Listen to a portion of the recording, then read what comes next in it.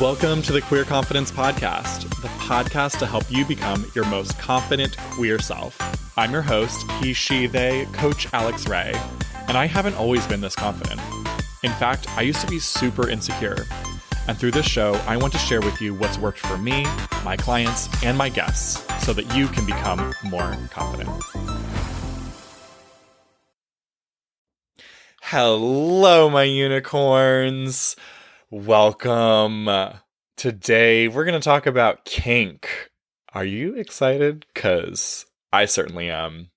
I'm going to first start by giving you just a heads up again. I am still very congested, so there might be some coughing that I'm going to do my best to get cut out of the episode, but just bear with me.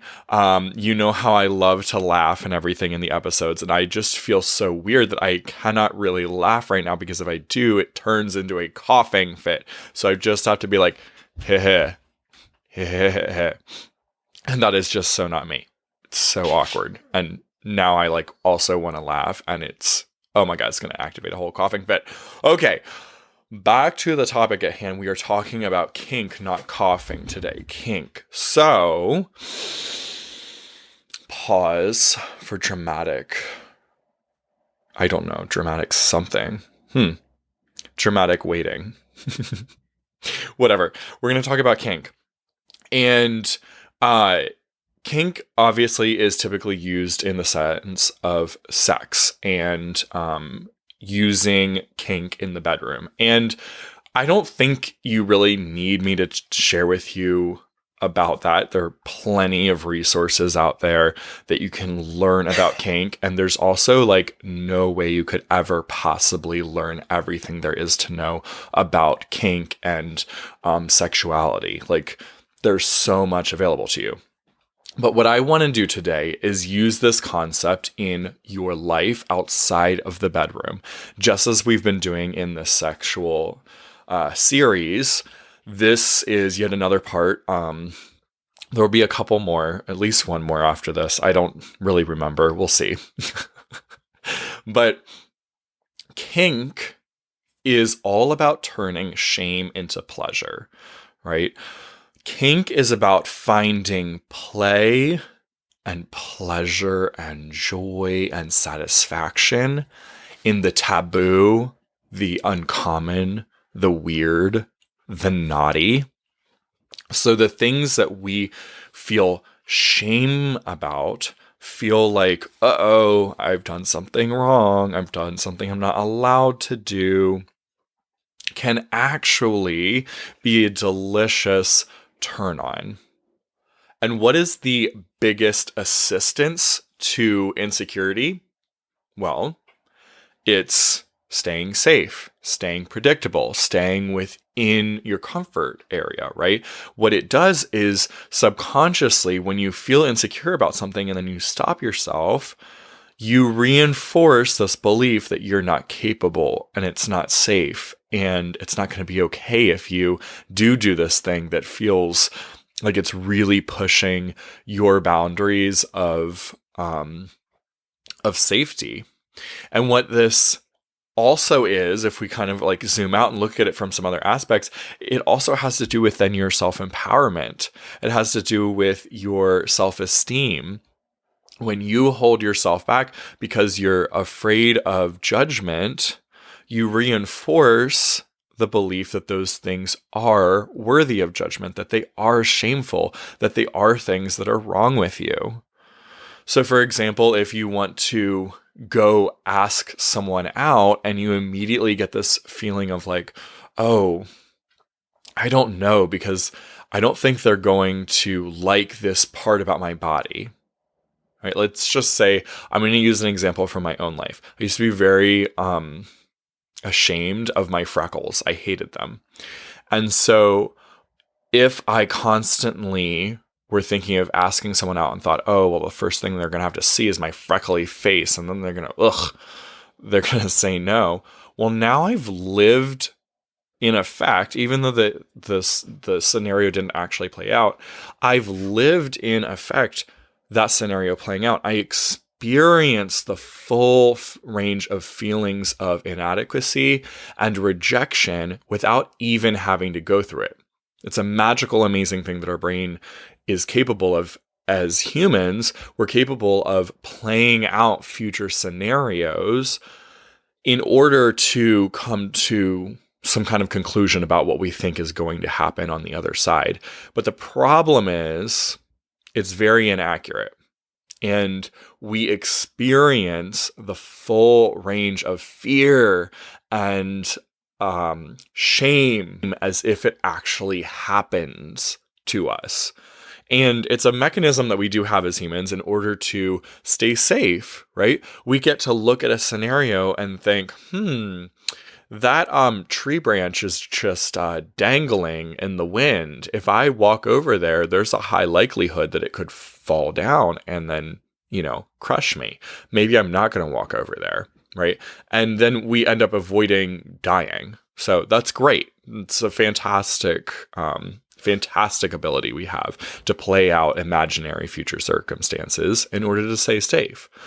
But where it doesn't help is where you continually play out these pretend imagined scenarios in order to block yourself from actually getting what you want out of life or having the experiences that you want to have out of life. And on the other side of insecurity, on the other side of the things that you're afraid of, is often immense pleasure and joy. And so what I want to offer to you today is that you don't have to just dangle the carrot in front, assuming that, it'll be pleasurable, way down the road, but it's going to be horrible in between here and there. What I want to suggest to you is that if you take the concept of kink from the bedroom and apply it to scenarios that make you nervous, you can actually find pleasure within the in-between stage. You can find pleasure in discomfort. Remember, think back to the 3-step process. Be willing to be uncomfortable. Kink is like the key to go, yeah, I could be uncomfortable. Actually, this discomfort is kind of sexy. I'm about to do something that is totally taboo and not allowed.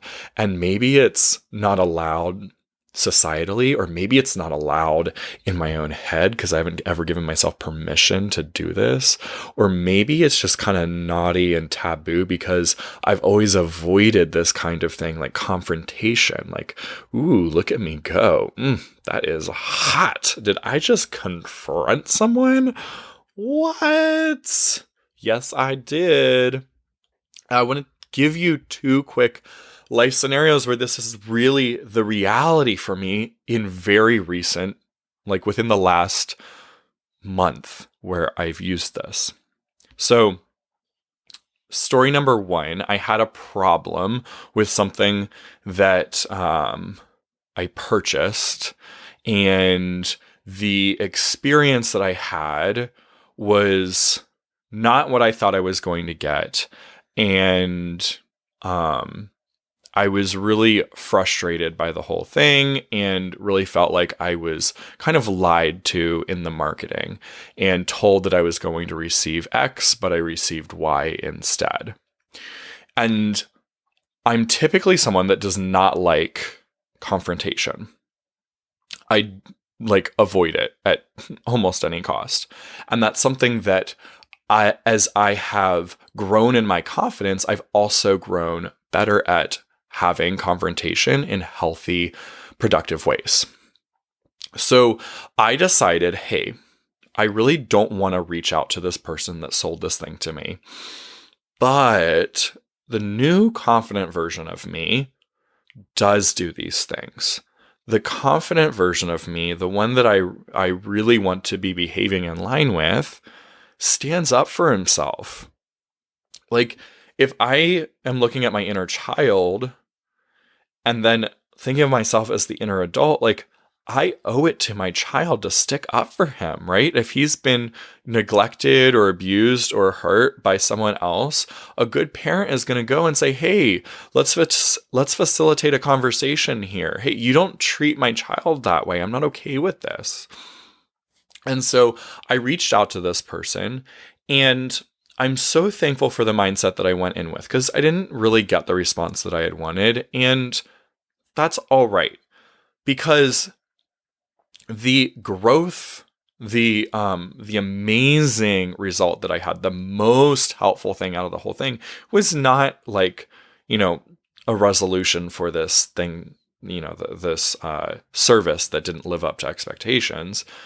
No, it wasn't about that at all. It was about the opportunity to go and do something that activated me, that I felt emotionally kind of unsafe with, and to have that experience to go and talk with them and address it and prove to my inner child, I've got your back.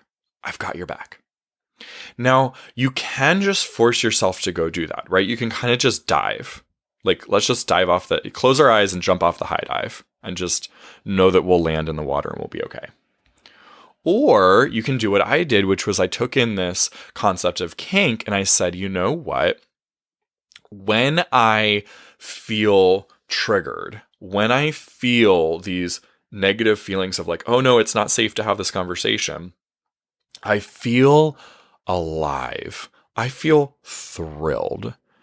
It's kind of like if you look at an EKG, there's an up and a down, right? The heart rhythm, you got to have peaks and valleys to be alive. Think about that for your life. Without the thrill of life, without ups and downs, good and bad, pain and pleasure, if it is all just predictable and stable, you're fucking dead.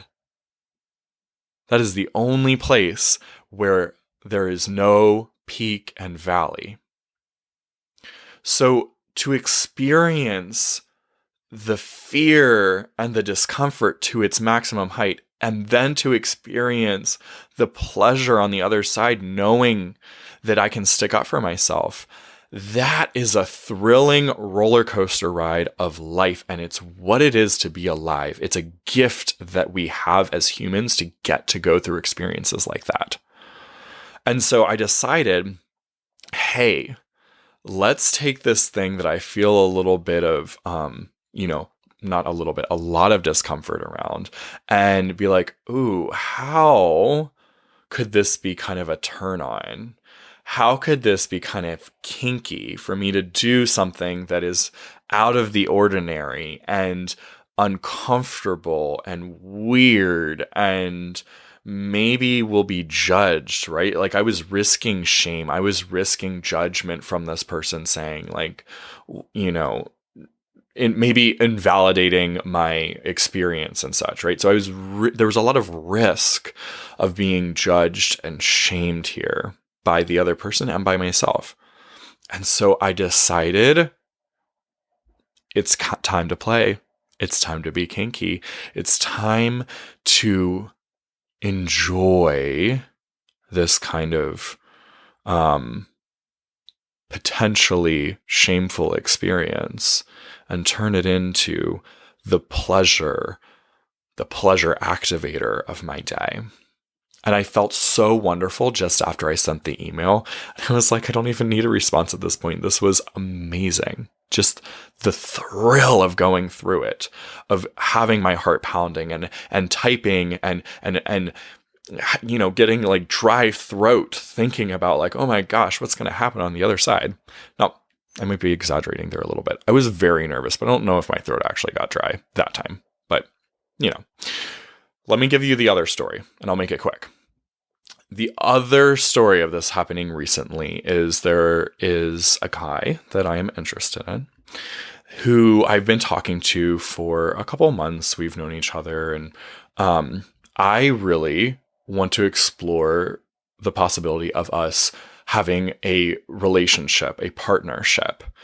And I didn't know what was going to happen, right? I didn't know going into this conversation, like, am I about to lose a friend? Because he's become a really good friend and I really enjoy his presence and conversation. And I'll give you more details so this story makes a little bit more sense. He lives in San Diego and I live in Maryland, and I'm moving to San Diego in a couple months. So in December, I think it was, we were having a conversation about, we were just having a conversation like we normally do. And while we're FaceTiming, I'm like, hey, so are you seeing anyone right now? And he says no. And then I very awkwardly replied with, well, great. This is me officially asking you out on a date for 4 months from now when I get to San Diego. Would you like to go out? Such awkward phrasing, you all. I was so embarrassed. I thought about it for like days afterwards. But it came out of me. And by the way, we do have a date scheduled. He said yes, right? Who the hell says yes to a date 4 months into the future? I think that's a superpower. I really honestly think that's a superpower that I was able to ask someone out for 4 months in the future and he said yes. That's insane, y'all. That's crazy. So I want to tell you like how I mentally prepared for it because I did the same thing that I'm suggesting you play with, and that is to turn it into a kink. And I thought, one, it makes me nervous to ask people out. I'm not usually the one that asks guys out. Usually I'm being asked out. And that sounded really arrogant when it came out, but it's the truth. Yeah. Anyway, so I prepared for it and I was like, I'm so nervous. And I'm nervous because I don't know how he's going to judge me. I don't know if I'm going to ruin a friendship. I'm fearful of, ridicule or shame on the other side of this. What if he says no? What if then I lose a friend? What if I turn things super awkward, right?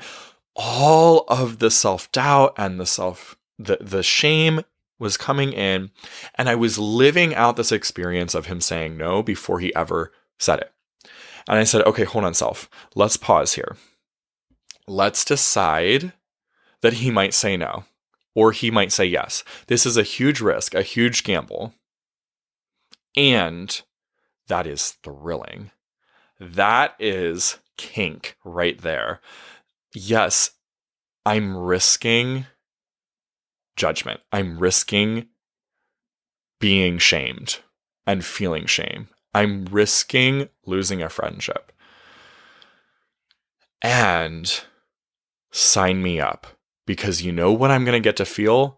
I'm going to get to feel a crazy adrenaline rush like I could never, ever, ever possibly feel sitting around scrolling Instagram and doing nothing with my life. Right? Like, we get the opportunity to feel the rush of feeling and feeling strongly when we take risks. So my suggestion to you, I hope these stories have helped illustrate how to do it. My suggestion to you now is to use kink in your life wherever you feel discomfort, wherever you feel risk of shame, wherever you feel like, hey, there's something I really want, but in order to get it, I'm going to have to risk being ridiculed. Just like in the bedroom, hey, you might really have this hot, sexy kink. You might want to be tied up. You might want to play with toys that seem, wrong. You might want to be spanked. You might want to be peed on. You might want to, I don't know, any number of things that are kink, right? You might want these things. Maybe you want your partner to dress up. Maybe you want to dress up. Maybe you want to choke them. Maybe you want to be choked. All the ideas are coming now, y'all.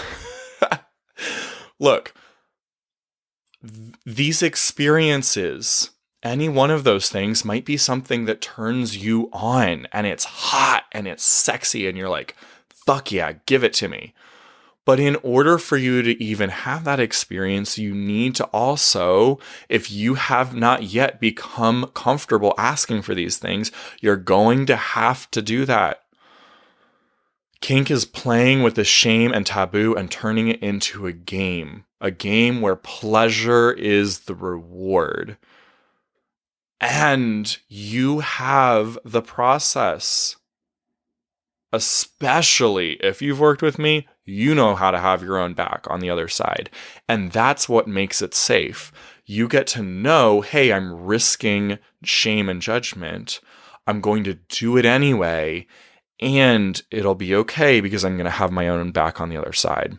But in between, as I experience the fear and potential shame, I'm going to feel a rush of endorphins, of adrenaline, of all sorts of chemicals in my body, of feeling. And that, my friend, is what it is to be human. What it is to be human is to feel. You cannot feel if you're just a spirit floating out there. You heard the episode last week where Carrie and I talked about sensuality. You've come here to feel, to experience. So my friend, I invite you to take the risk, to play with your life and to play in the bedroom with kink. To take the risk, to feel the rush of what it is to be alive, and to know that that in and of itself is the greatest reward. It feels so amazing that even if you do face ridicule on the other side, it's not nearly as bad as living a life without the rush of stepping in to your kink. Have a wonderful, very kinky week, my friend. Step into that discomfort. I love you, and I will see you on the next episode. Bye. If you enjoyed this episode, don't keep it to yourself. Share it with a friend so they too can become more confident. You can also help more people find the show by leaving a 5-star review wherever you listen. And if you want to become a more confident queer with support from yours truly, head to coachalexray.com or use the link down in the show notes. I'm looking forward to working with you.